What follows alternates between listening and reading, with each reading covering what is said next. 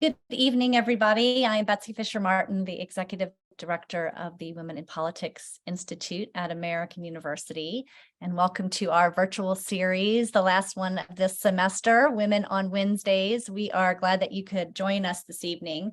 To those of you new to one of our events, WPI is a nonprofit and nonpartisan institute in AU School of Public Affairs that aims to close the gender gap in political leadership. And we offer academic and practical campaign training and facilitate research and discussions like this on the role of women in our economy and society at large. And we are especially pleased tonight, along with our sponsors and our partners at AARP, to convene a special discussion on the economic and political power of women 50 plus.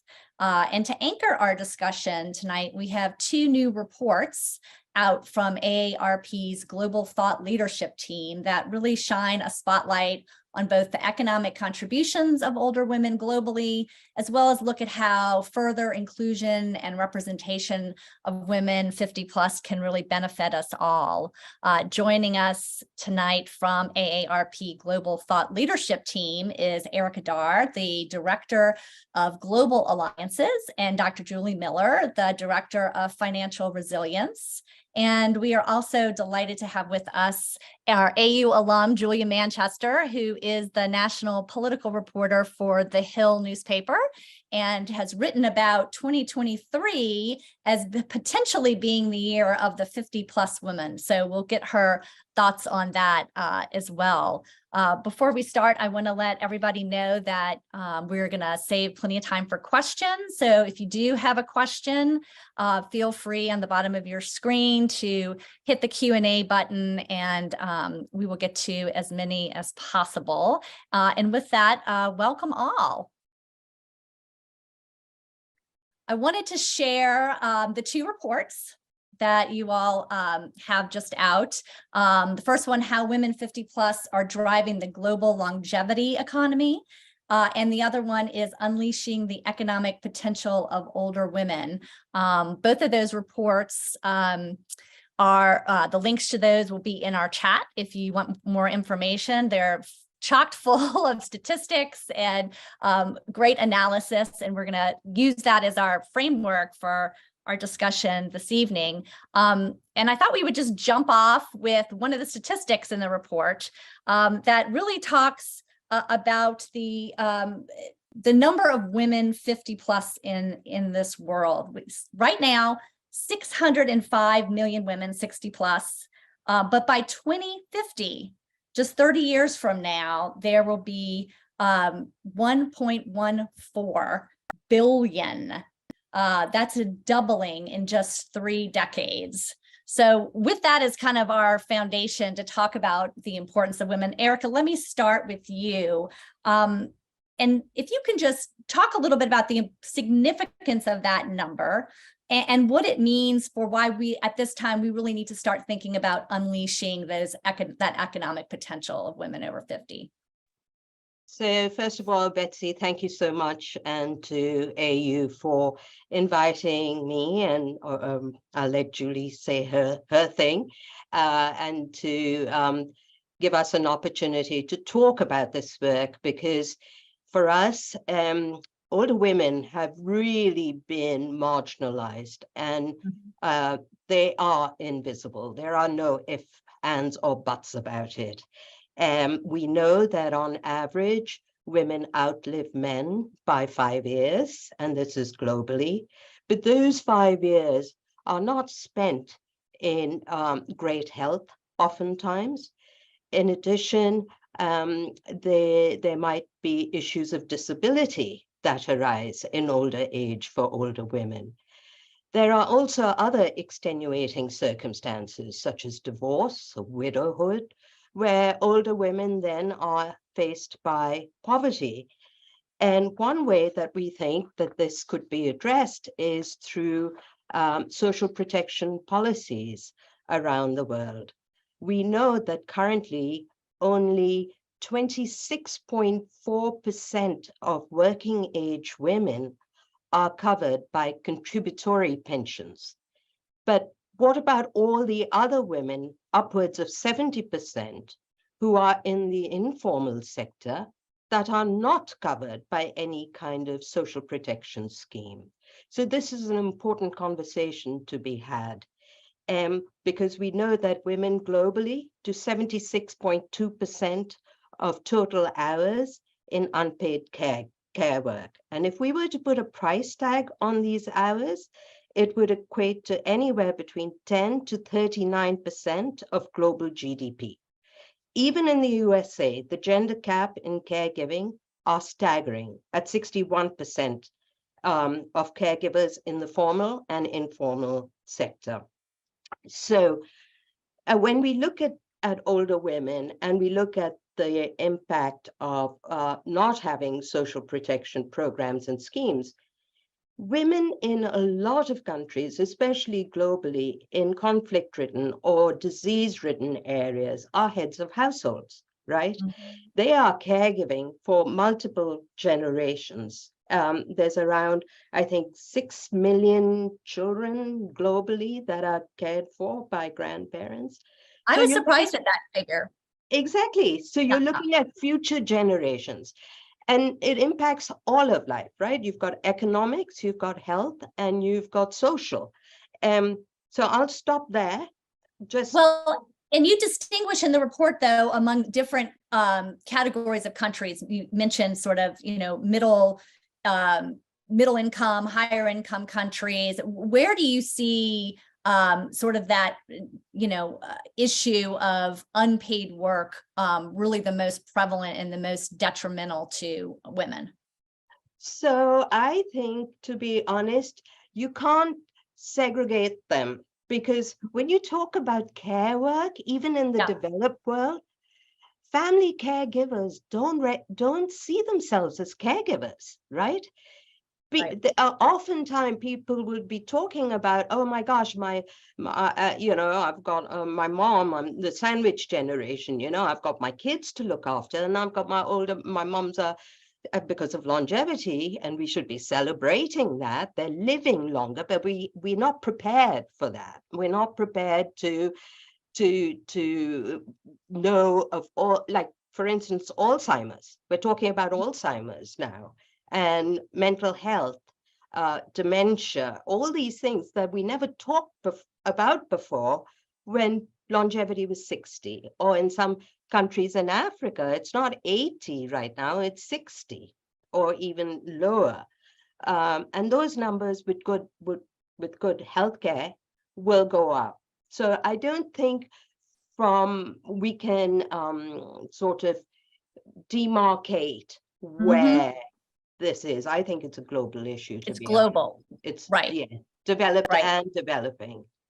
Well, and you mentioned sort of the marginalization of older women, and I wanted to kind of get into that issue of ageism, because another statistic that you have in the report is just in the U.S. economy alone, lost $850 billion in GDP because of age discrimination, and 1/3 of that being attributed to women involuntary retirement. Talk about, what that means and what exacerbates kind of this problem of age discrimination, what we can do about it. So I'm glad this is so important, because of all the isms. We talk about racism, we talk about sexism. We don't talk about ageism. The WHO or the World Health Organization has launched the Decade of Healthy Aging, right? And ageism is one of their pillars. And in that report, they cite that 1 in 2 persons globally is ageist, right?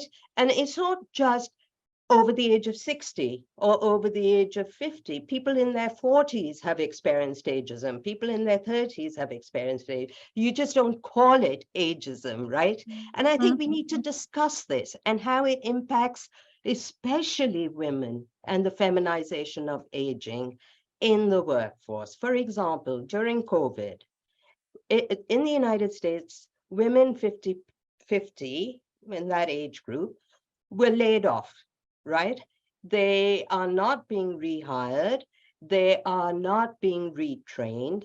Oftentimes, these very women have to take part, and this was because they had to do caregiving.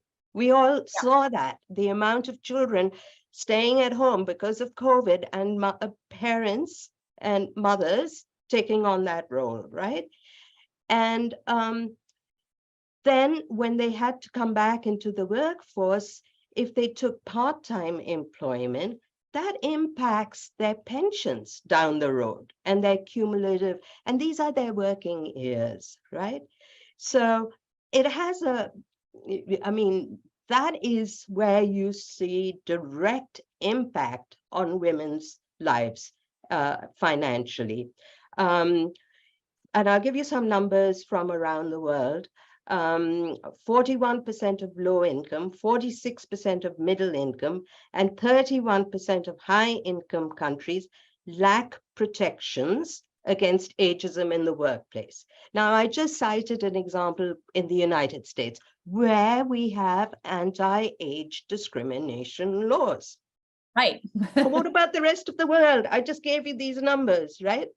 Where there are no laws, so there are no protections.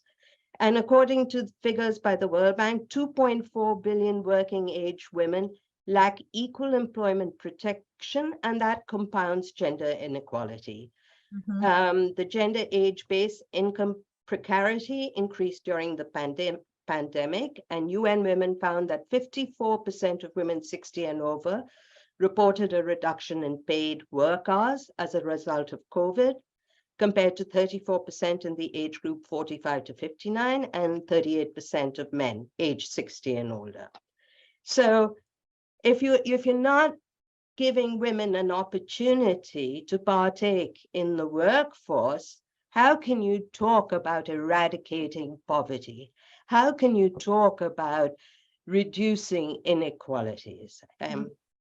Well, and then when we think about the workforce, you all touch on sort of the digital divide that exists out there as well, right? Thank you. Yeah. And this is, again, thanks to COVID. Well, not thanks to COVID, but due to COVID. Because of COVID, right? Yeah, because of COVID, we all had to pivot. So then came this whole digital world. And the UN Secretary General brought out a report on digital cooperation, the digital roadmap. Half of the world's population are offline, okay? Now, within that population, women, and I'm talking globally, have no access. They have no training or literacy. And now we're seeing happening at an exponential pace, services, especially in the financial services sector, online transactions, payments, right? Financial systems, all going online. Health services being offered, telehealth, online. And you're looking at women even more marginalized. And this is, it's happening at such a rapid pace. And this is why AARP, we have joined in the Secretary General's, Global Digital Compact, which is this getting the world to be online by everyone. This is what the Secretary General wants, the whole world to be online by the year 2030, like every single individual. And we don't want older persons to be left out of that conversation. Right. And in all of this, I think one thing that I would like to stress is we need to get older persons themselves involved in these conversations. Older women must be brought to the table. We cannot assume we know what their needs and wants are. So this is why I will just say one last thing on this, and I promise I'll be quiet after that. This is why, we have the Commission on the Status of Women, which happens every year in New York. It's the largest women's conference at the United Nations. And I am really sorry to say that older women are completely marginalized year after year after year. Older women are not invited to speak on panels. The whole focus of the UN is youth. And it's almost as though youth is a static number, that youth will not age. I mean, for God's sake, we're aging now as we're sitting and talking, and we're lucky to be aging, because what's the alternative?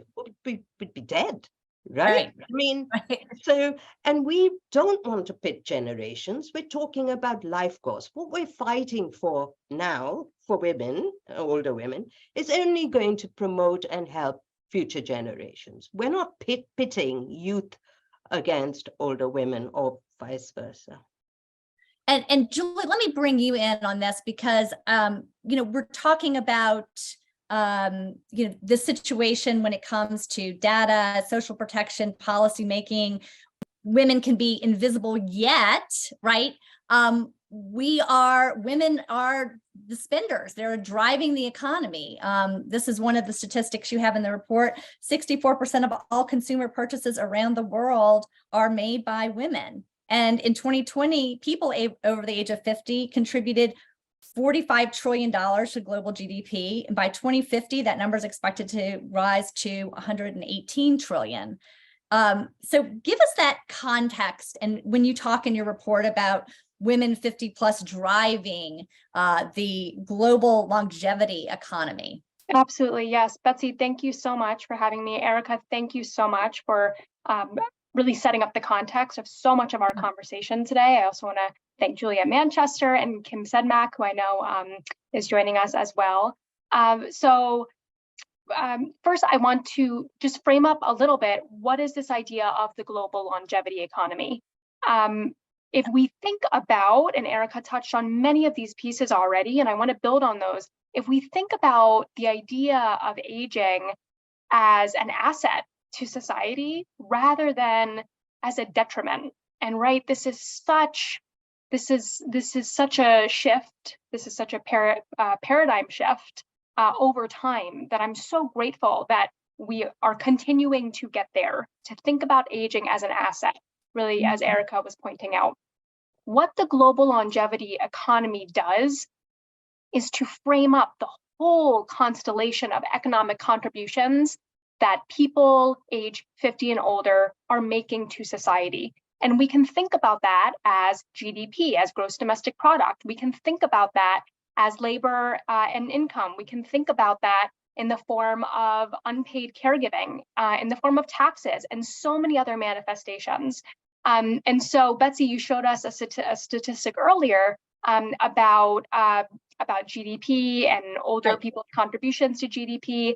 We know that by virtue of the fact that women tend to outlive men, and by virtue of the fact that women tend to hold roles that situate them as decision makers, not just for themselves, but as a decision maker or a decision supporter for multiple people in their family and in their networks, that we can think of women in some ways as the chief consumption officer within households. In his book, The Longevity Economy, Dr. Joe Coughlin at the MIT Age Lab refers to this idea of women as chief consumption officers because they hold these critical roles in driving consumer purchases. And so just as you pointed out, Betsy, we know that right now, women drive about 65% of decisions around consumer spending. And if we look at 2028, that number is only going to be going up to about 75% or projected to be. And so I think to that point of thinking about women's contributions in the form of their spending, in the form of their paid labor, and in their unpaid care, these are some of the ways in which we are able to frame up assets and strengths and contributions of women as they age, rather than as detriments. And that, again, is a big paradigm shift. And we talked about, this issue of ageism, but what do we know about the impact of that on the economy specifically? I would say to that, the more we can unleash the economic potential of women, the more we will be able to realize all women's contributions to economies around the world. That transcends age, and that's also so inclusive of age, given what we know and what we continue to learn about the true power of women's contributions to economies. We know that we will only be able to realize all of our economic potential if women are thriving. And you all point out too that as we learn more about this, one of the things holding us back is that sometimes data isn't even being collected, right? That's right. And I know that the exact idea of data itself and availability of data.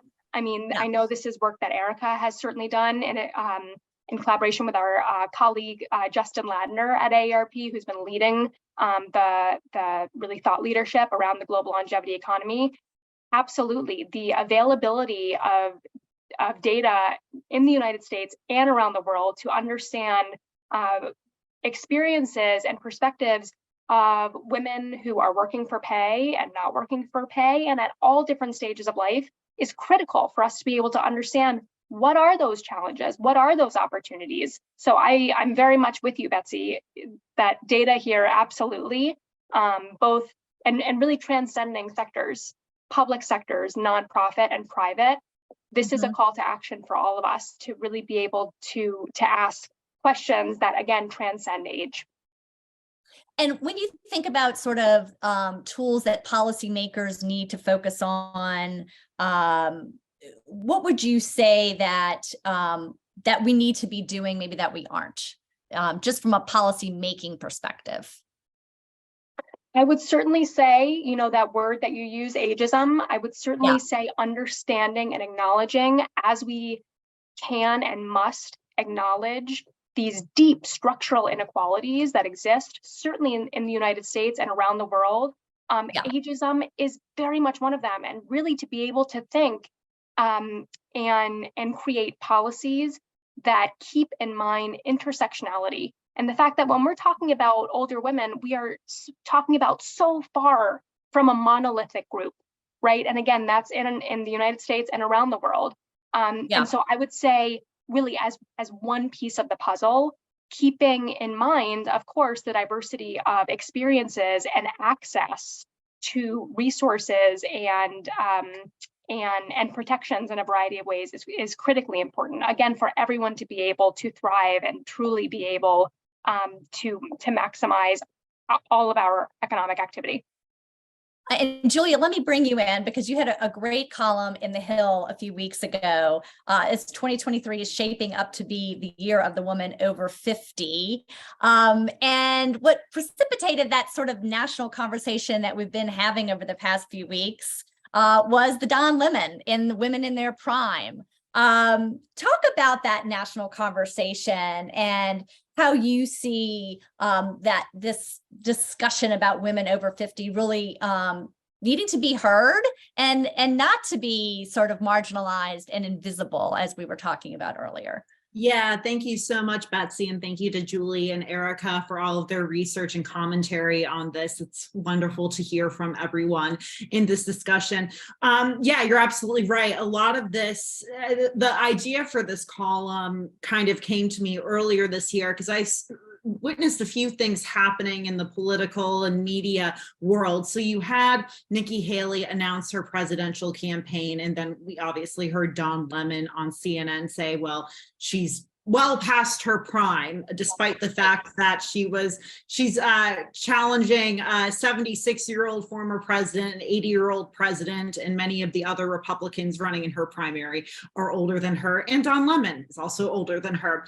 But you also had, at the same time, in entertainment, an industry that very much favors younger women and idolizes younger women and youth in general. You saw so many older women really sweeping the awards show circuit and becoming cultural moments themselves. I mean, I use Jennifer Coolidge as an example with White Lotus. She became such a, and I mean this in the best way possible, a meme, an internet sensation after that season finale for Gen Z and millennial people and people of all ages watching. Michelle Yeoh, obviously, she addressed. Yeah, I wanted to play that clip of her because this is her getting her Oscar for Best Actress, and she gave a little shout out here. Let me play this. This is a beacon of hope and possibilities. This is proof that dreams dream big and dreams do come true. And ladies, don't let anybody tell you you are ever past your prime. Never give up. So that was a great moment. It was, and unclear whether that was a reference to the Don Lemon comments or something, but essentially, Jennifer Coolidge, Michelle Yeoh, I don't want to leave out Angela Bassett or Jamie Lee Curtis. All of these women in entertainment and in the media were sort of putting a new face, or not a new face, but they were coming forward and saying, you don't have to be 20 or 30 years old or, younger than 50 to have these highlights in your career. And we've seen the same thing in politics as well. And I know we're going to get more into this discussion, Betsy, in a few minutes, but in politics, I find it so interesting because you have these major figures like Nancy Pelosi, Hillary Clinton, very much representing the experienced woman, the, wise woman, older woman, leading their party on the Republican side. I'm thinking of Joni Ernst, for example. I spoke with her about this as well. But at the same time, when you go down and look at campaigns, political offices and such, you do see an absence of older women. And I think in general, the campaign world and the world on Capitol Hill is dominated by younger staffers. That could be for a number of reasons, but we are still seeing, unfortunately, despite the presence of trailblazers like Nancy Pelosi, Hillary Clinton, Joni Ernst, I'm leaving out so many other names, I wish I could list them all, but despite those trailblazers of older women, we still see political world dominated by older white men. And you also hear that, see that in the news media as well. Sometimes it feels, I'll use this example of local news. Oftentimes you'll turn on local news and it's an older man, the silver fox, as many would call them. And then there's a woman in her 20s and 30s next to them, which is, I'm 30 years old myself. I am not trying to put down younger women at all, but it demonstrates how older women in society are valued differently or appear to be valued differently than younger women. We've seen the case too, where that Canadian broadcaster, kind of let her hair go gray and then was kind of shown the exit. Right. And it shows that aging isn't necessarily celebrated. Yeah, I think we're making progress. I think with people like Michelle Yeoh, Angela Bassett, all of those older women in entertainment and, older women running for office too, that definitely contributes to the conversation and helps it out. But we're still seeing it. And I think it's important for younger women to understand this and to have this conversation because we're not going to stay young forever. We don't want to think that we have a shelf life either. So I think when we have older women in the workplace, whether that's entertainment, business, politics, that input is very much needed and that experience is needed to help the younger women rise and get that experience. And, one last thing on this, you often hear about these lists, 20 under 20, 30 under 30, 40 under 40, and those are great. They celebrate accomplishments. That's wonderful. But I'm reminded of that speech Michelle Yeoh made because it sort of reminds us all that you don't have to be that young to see a highlight in your career. Once you're past having children or if you're older, you don't have to stop. So I think that's really important that we see that message in the media.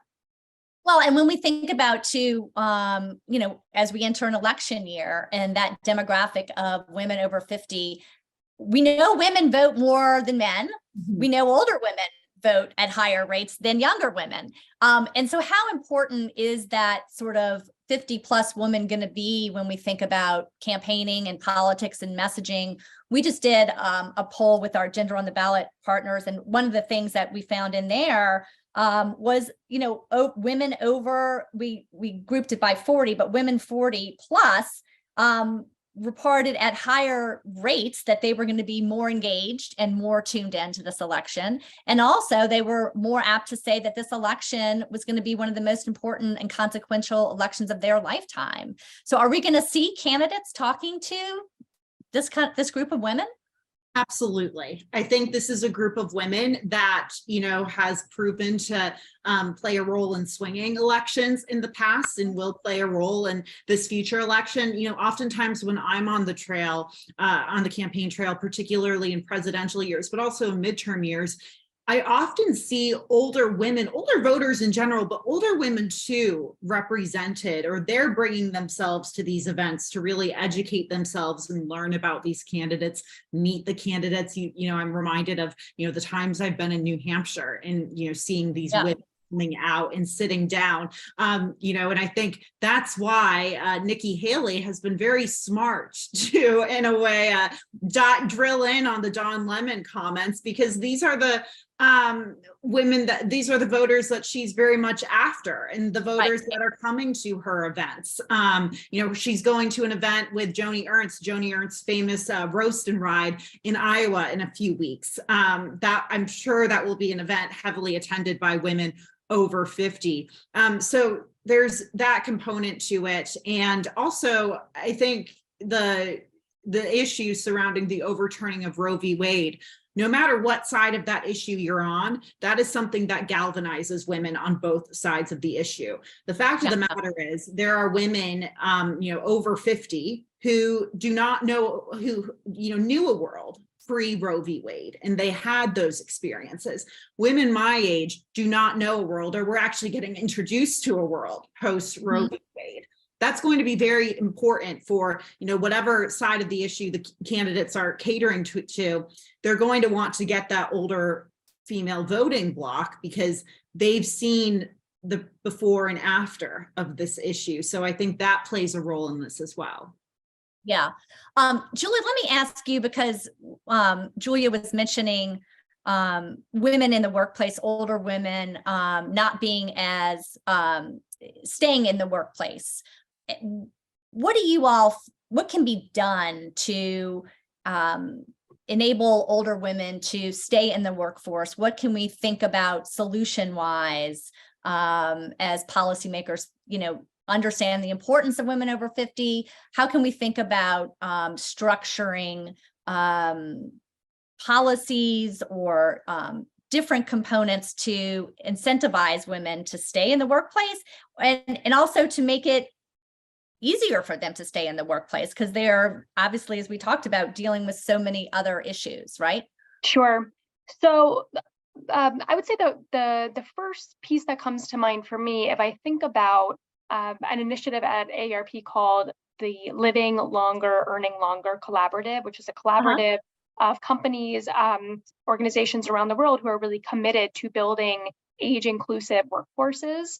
I would say many of the learnings and priorities really that emerge from LLEL, as well as other programs at AARP, like the Employer Pledge Program, put I would say an underscore on the fact that we know for workers of all ages, very much including older workers who identify as women, that flexibility, sense of autonomy in work, really important, sense of meaning in work, really important, right? Like there are some really steadfast ways in which we know that work happens in the most ideal ways, in ways that it fits in for workers' lives as well. And so certainly from the pandemic, we have all experienced and have all seen firsthand ways in which work and family come together, particularly for women, and very much including older women as well, caregiving for children, for aging parents, for loved ones in one's general network, and how to really be able to think critically about building building work to look at the whole employee's life, which may include for them providing care in some capacity, flexibility is key. And I would say we know that is time and time again.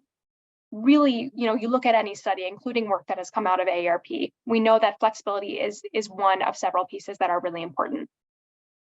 Erica, anything to add to that? Yeah, Erica, I was going to ask you too, because Julie mentioned the pandemic.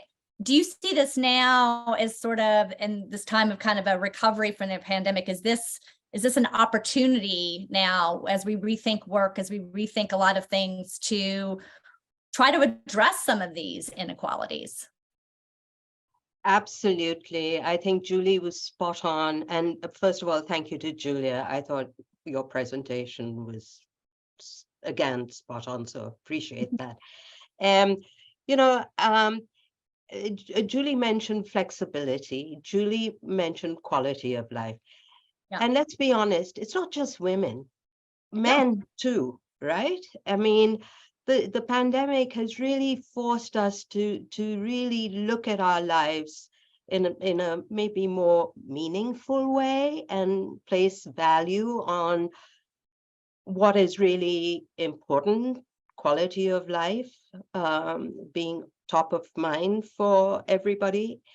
And that's why we hear so much the global conversations around the future of work. So the current models of work have to really be readjusted. And AARP, as Julie said, has been doing some phenomenal work around the multi-generational, 5-generational workforce, to Julia's point about the mentorship and the value add. And also when you look at flexibility, and if you want to retain older workers, I mean, because we shouldn't have a cutoff date, an expiry date. If you're able to work and you enjoy your work, you should be able to, male or female, right? But you may not want to work 5 days a week. You may just want to work 2.5 days a week. So those kinds of flexible work programs or work arrangements, a job share, maybe a younger worker with an older worker for transfer of knowledge. AARP offers its employees staged retirement, so you can, just exit but share the knowledge and move on. So I do think that being flexible and realizing that work does not have to be this rigid model. And who knows, really, it's all changing so fast with the digital world that we're in. What our world of work will look like, Well, yeah. And Julia, let me ask you, just, working in the news business, I know you've talked about the importance of having older female mentors as well in the workplace, and not just the older guys in management, right? Yeah. And, full transparency, my bosses are older men right now. And, I'm thankful I actually pitched this idea to them and they were all about it, writing about this. So, and I think they've had older, female mentors as well. So, it's not just important for women to see other women in the workplace, but I think it's also important for, men to see older women in the workplace, because it sets that example for them too. And obviously that also stretches to diversity as well when it comes to race. And look, quite frankly, unfortunately, in the news business, management, whether it's at an editorial level or at a corporate level, is very much older, white, and male. We're starting to see that change, but I don't think we've reached the point of complete equity or equality in that space. But on the point about flexibility, which I find interesting, Gen Z and millennials also value that flexibility. And we've seen actually a lot of Gen Z, individuals, when applying for jobs, the ability to work remote or have that option of working from remote could be a make or break moment for them, or not make or break, but it's a deal breaker for them. Job. So that's why I think it's important, like I said, to have that older female or older presence in the workplace, because, they're united on so many fronts. And Erica, I think you brought this up, this kind of, there's some may call it the patriarchy, but this force sort of working to divide older and younger women in particular. And I think it's so incredibly important that we push back on that. We see it a lot in the media because we know that youthful appearances, and I say media as an entertainment and television news, are valued, but we have to push back on that. And I think it's incumbent upon all of us to really lift each other up in that space. And I think we're starting to see it change, and I'm glad we're having these conversations in spaces like this. Well, that leads me to, go. Let me just tee this one question up from the audience, because it has to do with that, Julie. Somebody is asking, how can we empower women 50 plus to advocate for themselves and their needs in a meaningful way if they are so overlooked by policymakers? So I have thoughts about that. I also have thoughts about another question that I saw, and I want to add it into the mix. Also related, I think, to Julia's point around about really making sure that we are thinking about age as a spectrum, which it is, right? And that rather than doing what I think can be really easy and has happened quite swiftly, it feels over the past 5 or 10 years, certainly, let's talk about these different generational silos and how different generations are so different, and boomers against Gen Zers and millennials and all this. So a question I would say that really caught my eye that I think is related is around, balancing the next generation of women before they reach 50 with addressing the needs of current women age 50 plus. And what comes to mind for me is really based on the research that I've done over the past 10 years, incorporating the life course perspective. When we think about this construct of the life course and how I think particularly for women and the roles that women tend to hold often, this idea of historical time and place is so important, right? That it's the time at which we are, the times in which we are living, and what that has to do with the fact that we have made tremendous progress in so many ways, and yet also in 100 years from now, this is going to feel like a completely archaic conversation in so many ways, right? And thankfully so, as well as the idea of linked lives, that particularly for women, the decisions that women make when they're able to do so, the situations that women find themselves in, and different forks in the road and transitions and the trajectories that we find ourselves in, are so often linked, not just to the immediate situations of people right around us, but to the generations before us, right? And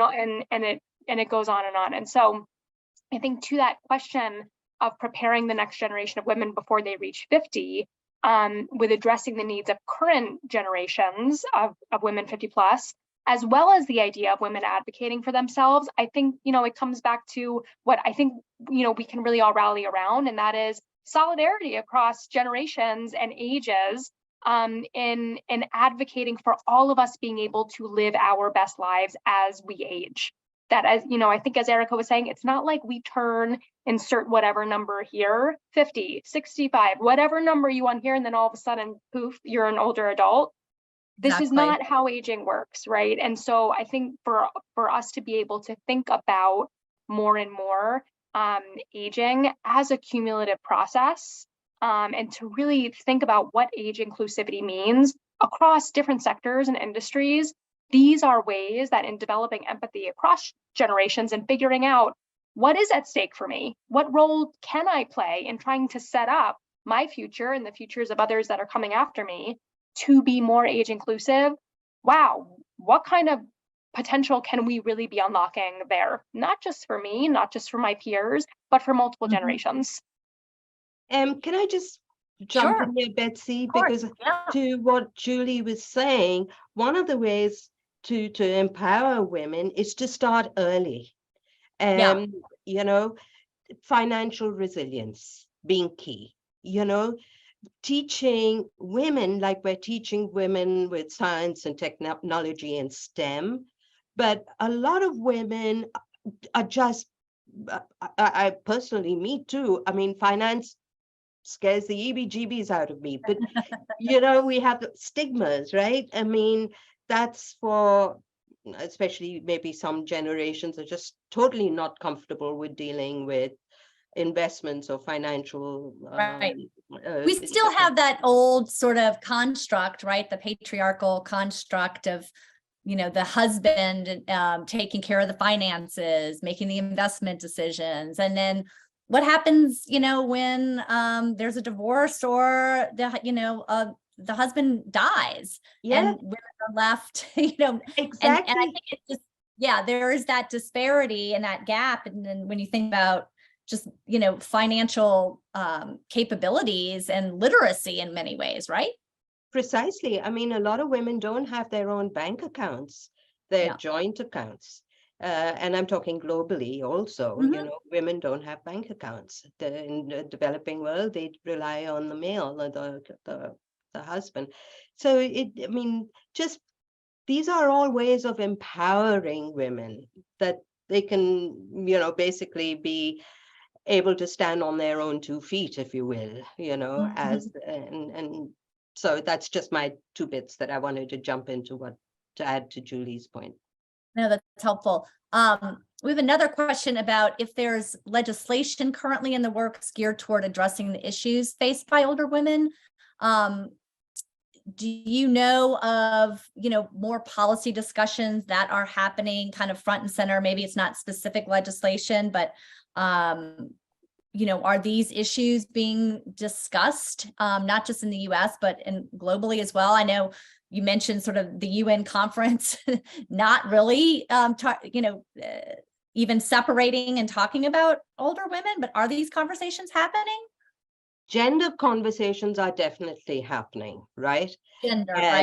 Gender, because if you think about what the UN is actually working on is the Sustainable Development Goals. And I don't know how many students on this call are familiar with that or have studied the work, but gender is one of the goals. And in that, we promote a life course approach for women's health, women's education, women, financial resilience. So that's calling on all 193 member states to then put into policies indicators that, by the year 2030, it's this percentage of women will have access to clean water, or will have hygiene, or poverty will be eradicated. So that's at the global level, this big initiative. But someone else had put in the chat or in the questions about other countries and what are they doing and are they doing it better. So the Nordic countries are well ahead of everyone, and we know that, but it comes with they pay high taxes for the services and the social services and the health services that they provide their citizens. But the Nordics are very happy with that. They don't mind paying the high taxes. So it's a cultural thing. You have to, if you want the services that some of these other countries provide, their citizens are happy to pay extra in taxes to get those services. So that's just an example of some countries that are doing it well. And then it's not like all policies, you have to break it down, like which countries are doing well on the health front, or, on, telemedicine or telehealth or digital, they're different countries doing different things in different areas. Right. And there's also a comment in the Q&A too about, isn't this a human rights issue in many cases, right? Oh, totally. Totally. That's why gender is so important. And as Julie was saying, and I swear, Julie, I just hope in 100 years people are not having this conversation. That would be not development, because we really need to, and to Julia's point, we need women to work together. All of women, all of society, we're not pitting people against each other. What is it that Madeleine Albright said? There's a special place in hell for women who don't support other women. Julie, let me ask, we have a political question here. Let me throw your way about Dianne Feinstein. Of course, news today that, she's come back to Washington after being ill for a few months. The question is, what are your thoughts on the calls for her retirement when there aren't calls for men of similar ages to retire? Have you noticed a little bit of a double standard there? Yeah, look, this has been a conversation that I think women in newsrooms have been having recently, because it's a really tricky issue because, I think age right now is, there's a broader debate about it in politics. You have a lot of concerns about President Biden's age and his, mental agility and whether he can carry out the job to 86 years old, which is what he would be if he made it, if he served a full second term. With Dianne Feinstein, there is the issue of, her being absent from the Judiciary Committee in the Senate and that impacting votes.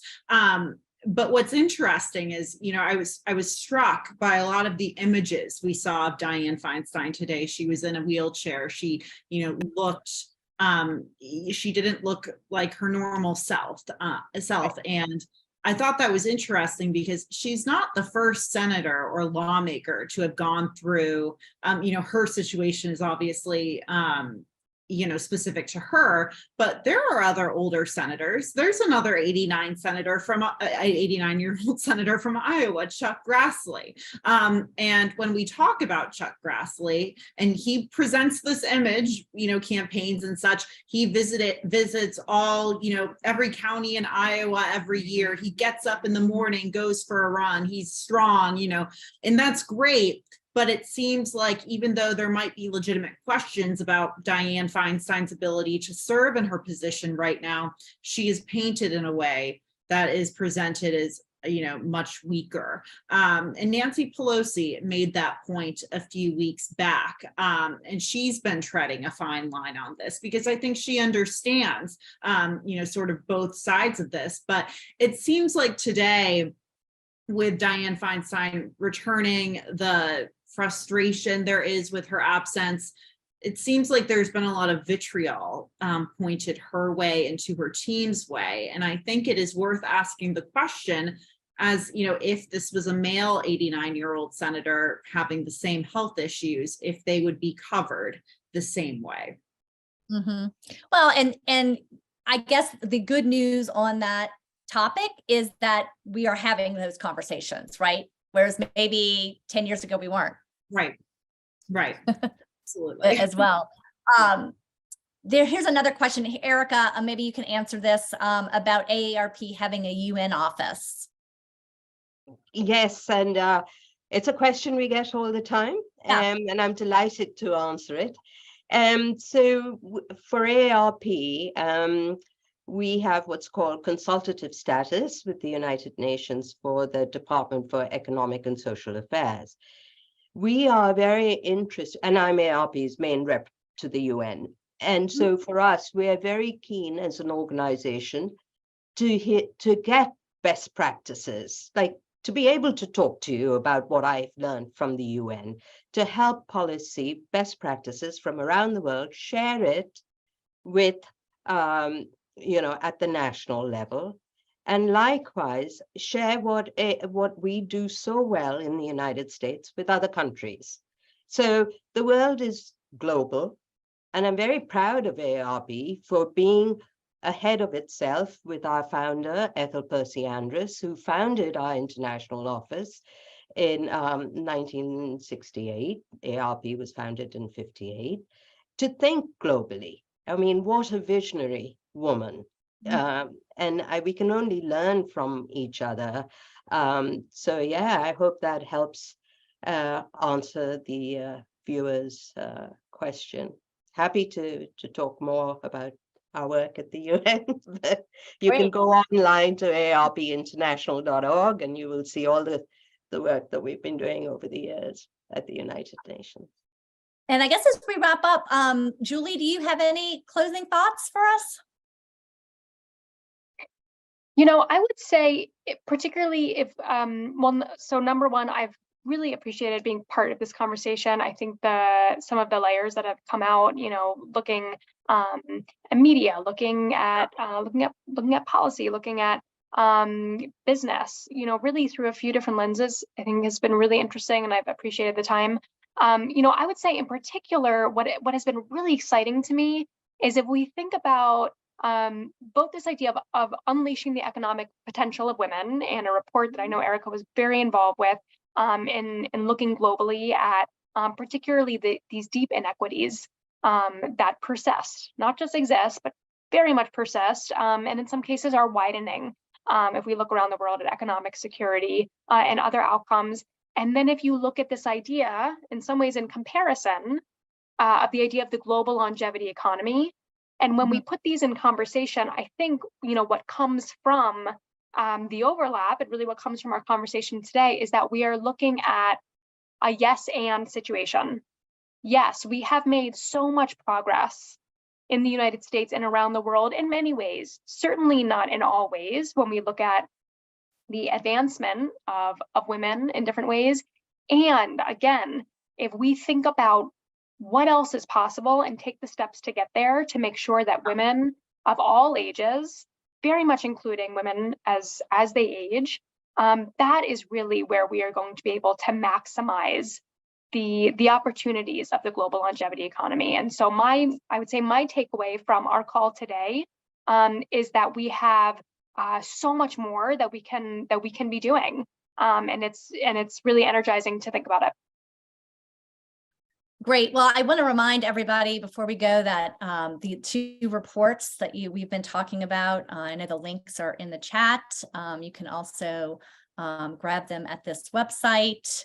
And they're just a really great resource. And so I wanted to thank Erica and Julie for their insights today, and Julia for all of your reporting and insights. We'll be following your dispatches from the campaign trail, and we appreciate you being here with us tonight as well. And also want to thank Kim Sedmak from AARP's, she's Policy Outreach Director there. Thank you to Kim for your help on putting together tonight's panel, and thank you all for joining us.